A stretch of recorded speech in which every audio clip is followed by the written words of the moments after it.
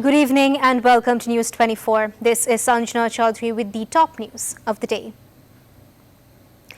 Road Transport and Bridges Minister Obaidul Qadir said that the previous fare fixed for public transport before the coronavirus epidemic will be maintained from September 1st.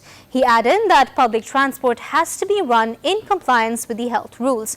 Otherwise, there will be strict measures. Road Transport and Bridges Minister Obaidul Qadir announced the government's decision in a video conference with officials of the Dhaka zone of the Roads and Highways Department at his residence on Saturday. The decision of the government was welcomed by the Road Transport Owners Association. Due to the outbreak of the coronavirus, public transport was stopped from the end of March this year.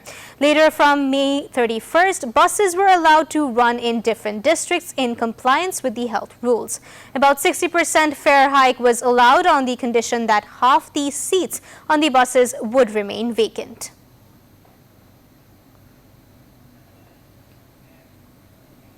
The Education Minister Dr. Deepu Moni said that the environment for taking higher secondary certificate, HSC and equivalent exams has not been created yet and the current situation of the corona crisis. She said that 14 lakh HSC candidates total 32 lakh along with the guardians and those concerned cannot be put at risk. The Education Minister said this while addressing a function organized by Hasumoni's Patshala at the National Museum on Saturday. She urged the students and parents not to listen to any rumors about the exams.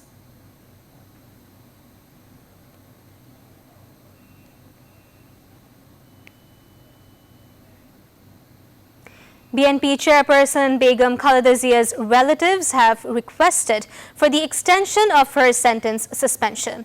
Khalida Zia's younger brother Shamim Iskandar submitted the application to the Home Ministry. It is learned that a petition has also been filed to take Begum Zia abroad for treatment. Meanwhile, the Home Minister has confirmed receiving the letter. The letter has been sent to the Law Ministry for further action.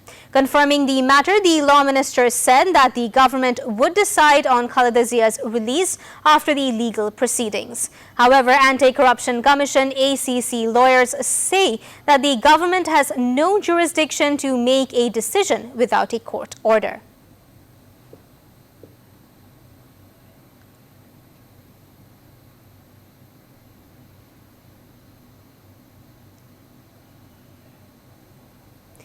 Ekushe Padak-winning fiction writer and journalist Rahat Khan bid farewell from us forever with love and respect.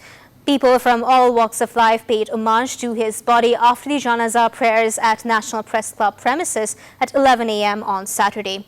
His body was then taken to his latest workplace, Protidiner Shangbod office. From there, he was buried at the Martyred Intellectual Cemetery in Mirpur after Johar prayers.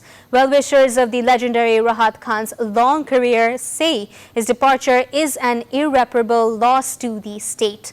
Rahat Khan was born in 1940 in Kishorganj. He started journalism in 1989. In his long career as a journalist, he was the acting editor of the daily Ittefaq.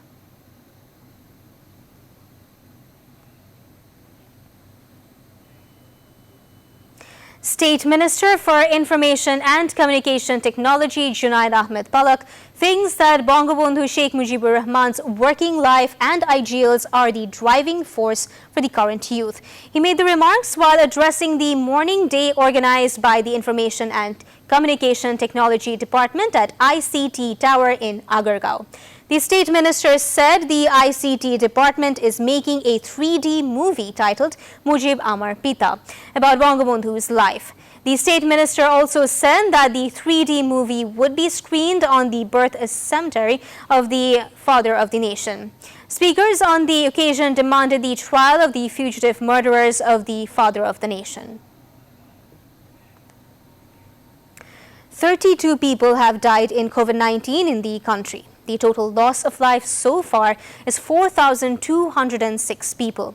In the last 24 hours, 2,131 new people have been identified with the disease. As a result, the total number of infected people has increased to 3,08,925 people. In the last 24 hours, 11,689 samples have been tested. Considering the number of infected and recovered, the recovery rate is 64.37%. This information was given in a press release of the Department of Health today. Meanwhile, in the last 24 hours, 2,85,000 people have been infected with COVID-19 around the world. Around 6,000 lives have been lost. With this, the total global death toll is 8,41,000 with 2,49,39,000 people infected. Besides, the South American country Peru has announced to go for a test trial of corona vaccine.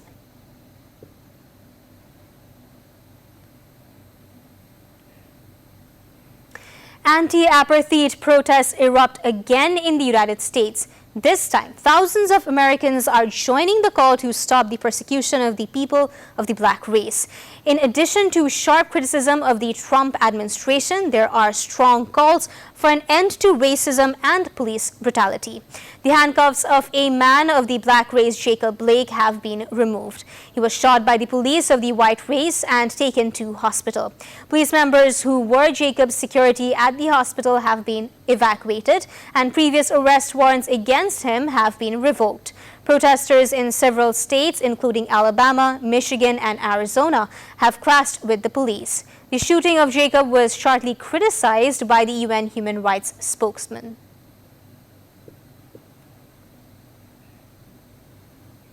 Suresh Raina would not be playing in the Indian Premier League IPL to be held in the United Arab Emirates.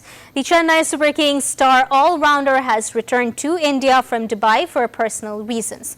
According to a tweet from Chennai, Raina would miss the entire IPL season this time. The reason behind his return to India is still unknown. A day ago, it was found that at least 10 members of the Chennai Super Kings were infected with COVID-19. Among them is a fast bowler who recently played for India. People are suspecting that the cricketer is Deepak Chahar. That is all the news for today. Thank you for watching News 24. Please stay with us.